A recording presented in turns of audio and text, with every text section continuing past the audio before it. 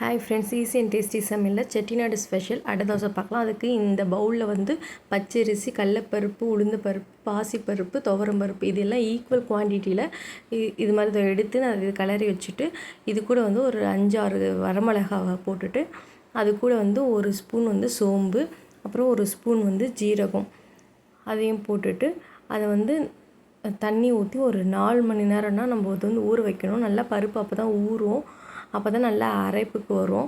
இது மாதிரி நல்லா ஊற வச்சு எடுத்து வச்சுக்கோங்க. 4 மணி நேரம் ஊறணும். இப்போ ஊறிடுச்சு. இப்போ காமிக்கிறேன் பாருங்கள். பருப்பு நல்லா இப்படி தான் நல்லா வந்து ஊறி வரும். இது மாதிரி நல்லா ஊறி வரும். இப்போ வந்து இதில் இருக்க மிளகாவை மட்டும் நம்ம என்ன பண்ணிடணும், தனியாக எடுத்துடணும். எடுத்துகிட்டு அதில் இருக்க காம்பெல்லாம் வந்து நம்ம வந்து ரிமூவ் பண்ணிவிட்டு அது ஒரு மிக்ஸி ஜாரில் போட்டு அரைக்கணும். அது கூட வந்து நான் ஒரு 4 பல் பூண்டு போட்டிருக்கேன். அப்புறம் கொஞ்சோண்டு புளி, அப்புறம் வந்து நான் இந்த காஞ்ச மிளகாய், கருவேப்பிலை இதையும் போட்டுட்டு முதல்ல வந்து இதை நம்ம வந்து அரைச்சிடணும். முதல்ல இதை அரைச்சிடணும். இது மாதிரி அரைச்சிக்கலாம். இது மாதிரி அரைச்சிட்ட உடனே நம்ம ஊற வச்சுருக்கோம் இல்லைங்களா, அந்த பருப்பு வந்து கொஞ்சம் கொஞ்சமாக போட்டுட்டு நல்லா கொரப்பாக வந்து அரைச்சிக்கலாம்.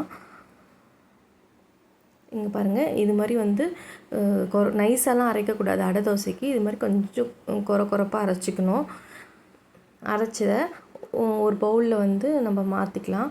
இது மாதிரி இந்த பதத்தில் வந்து நம்ம அரைச்சி எடுத்து வச்சுக்கணும்.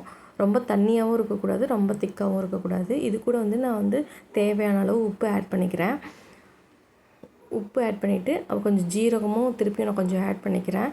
அப்புறம் பெருங்காயம், இதுக்கு வந்து கொஞ்சம் நல்லா 1 ஸ்பூன் 1.5 ஸ்பூன் வந்து பெருங்காயம் யூஸ் பண்ணுங்கள். ஏன்னா இதில் நிறைய பருப்பு நம்ம போட்டிருக்கிறதுனால பெருங்காயம் வந்து நம்ம வந்து கொஞ்சம் அதிகமாகவே ஆட் பண்ணிக்கலாம். நல்லா வாசனையாகவும் இருக்கும். இப்போ நல்லா ஒரு தோசை தவா வச்சு நல்லா ஹீட் ஆகிட்டோடனே ஒரு கரண்டி மாவு ஊற்றிட்டு, அது வந்து ரொம்ப மெலிசாக வந்து நீங்கள் தேய்க்கக்கூடாது. அடையை வந்து கொஞ்சம் மொத்தமாக தான் இருக்கணும்.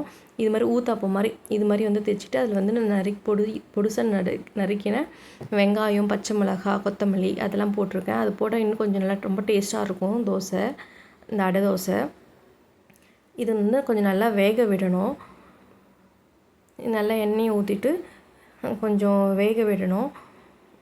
உடனே எடுத்துடக்கூடாது. கொஞ்சம் நல்லா கலர் சேஞ்ச் ஆகிற வரைக்கும் வேக விடணும். இது பாருங்கள், இது மாதிரி நல்லா வந்து கலர் சேஞ்ச் ஆகி வரும். இது 2 சைடும் வந்து நல்லா திருப்பி போட்டு வேக விட்டு எடுத்துக்கோங்க. நல்லா வேக விடுங்க. அது கூட வந்து நான் தக்காளி சட்னி வந்து வச்சுருக்கேன். ரொம்ப டேஸ்ட்டாக இருக்கும், ரொம்ப ஹெல்த்தியும் கூட. ட்ரை பண்ணி பாருங்கள். தேங்க்யூ ஃபார் வாட்சிங்.